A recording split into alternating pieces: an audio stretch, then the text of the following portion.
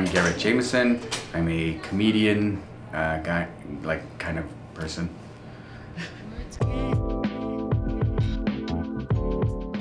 Winnipeg Comedy is unique, and how I describe it to people is simply that it's like an isolated place. It's an island on its own, like a city island, because we're so like far removed from anything. It's almost like the influence of the rest of the world doesn't apply here. It's its own cosmo.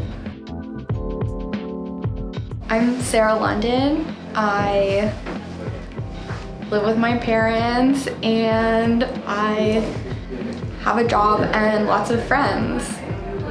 I'm not part of them, but I mean, I love Dana's show, like the women's open mic. That's really good. I also love Abby Falvo does Party Mix, which is like a party themed show. That's really fun. One comedy night I love in Winnipeg is The Basement, which is hosted by Benji Rothman every Saturday night at the Howard Johnson on Portage. It's a cool room where you go into this like loading dock / mop closet, and then you pull on the mop handle and then the door opens and there's like a club down there. It's amazing.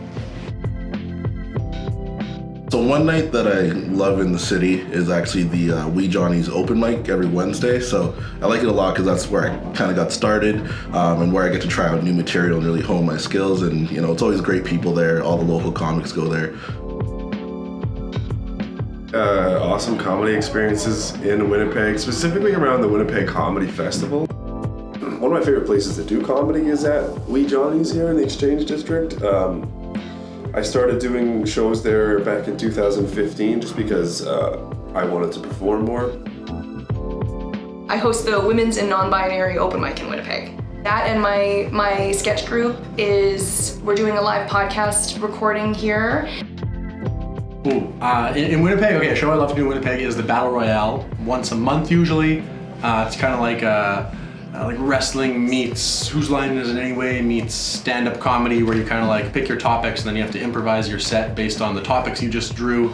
Some are topical, some are like today's date, but it's always fun. Well, Chuckles Comedy Zone it was a comedy club that opened sometime during the 90s.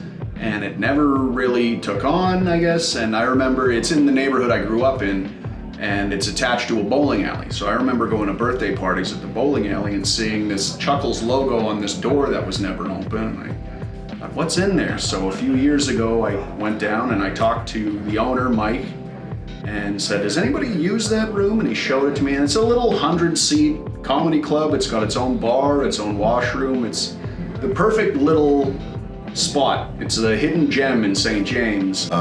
You know, it's very cool to see how everyone develops over the year, and because it's such like a tight comedy community, everyone's really pushing each other to, you know, try new stuff and get better and add tags. So it's very like conducive for creativity, and that's what I love the most about it.